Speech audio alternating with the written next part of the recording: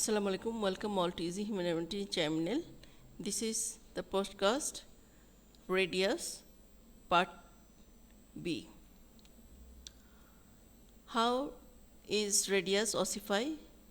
What is the growing end? Radius ossify by one primary center for the shaft and two secondary ossification center, one for each end. And lower end is the growing end of the radius. Now the applied anatomy. Applied and clinical anatomy. The common fractures of the radius. The forearm is the common site for the bone fracture. Here we will see that common fracture type are Colles fracture, fracture of the radial head, and Smith fracture. What is Colles fracture? The most common type of radial fracture, a fall onto an outstretched hand, causing a fracture of the distal radius. The structure distal to the fracture is wrist and hand are displaced posteriorly and produce this type of fracture is also known as the dinner fork deformity. Fracture of the radial head. It is characteristically due to the fall on an outstretched hand that the radial head is forced into the capitulum of the humerus, causing it to fracture. Smith fracture. In fracture caused by the fall on back of the hand, it is the opposite of the Colles fracture, as the distal fragment is distanced anteriorly. Radius and ulna are attached by the interosseous membrane. The force of a trauma to one bone can be transmitted to other via the membrane. Thus, fracture of the both forearm bones are not uncommon. There are two classical fracture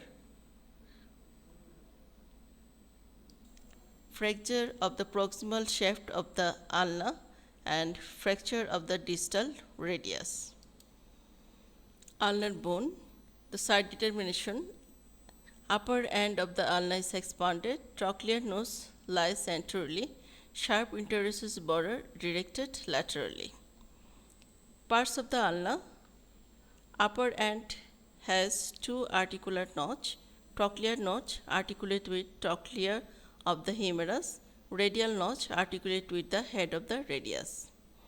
Upper end has two processes, olecranon process and coronoid process.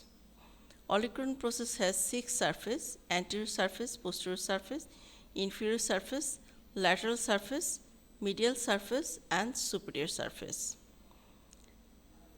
The lateral surface, insertion of the olecranon, insertion of the anconeus muscle. Medial surface, upper part, origin of the flexor carpi ulnaris. Lower part, origin of the flexor digitorum profundus. Superior surface, insertion of the triceps brachii. Coronoid process has four surfaces: superior surface, anterior surface, lateral surface, medial surface. The anterior surface is insertion of the brachialis muscle. Lateral surface, origin of the supinator. Medial surface, origin of the flexor digitorum profundus. Shaft of the ulna. It has three surfaces and three borders. Anterior surface, medial surface, posterior surface. Anterior surface, upper 3/4, origin of the flexor digitorum profundus. Lower 1/4, origin of the pronator quadratus, like radius. Medial surface, upper 3/4, origin of the flexor digitorum profundus.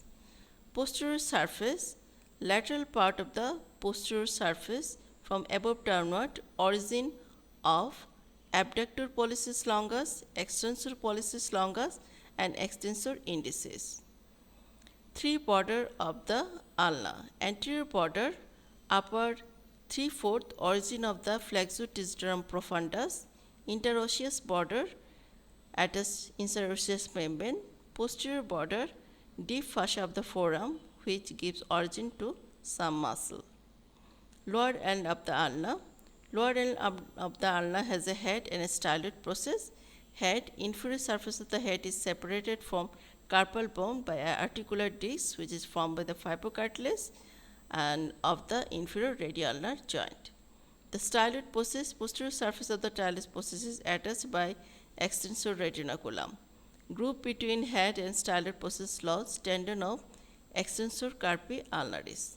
Styloid process of ulna lies 1.25 cm above the level of the tip of the styloid process of radius. Now, clinical anatomy of ulna. Common fracture of the ulna. The forearm is a common site for bone fracture, and here we shall look at the common fracture type involving the ulna. The fracture of the ulna alone, not involving the radius, usually occur as a result of ulna being hit by an object. The shaft is the most likely the site of fracture. In this situation, the normal muscle tone will be pulled the proximal ulna posteriorly. Less commonly, auricular process can be fractured. This is caused by the patient falling on a flexed elbow. The triceps brachii can be displaced, the part of the fragmented proximally. The ulna and the radius are attached by interosseous membrane. The force of the trauma to one bone can be transmitted to the other via the membrane. Thus, fracture of the both forearm bones is not uncommon. So this is all about today's podcast. If you like this podcast, please share this podcast. Please subscribe my channel, and thank you for listening.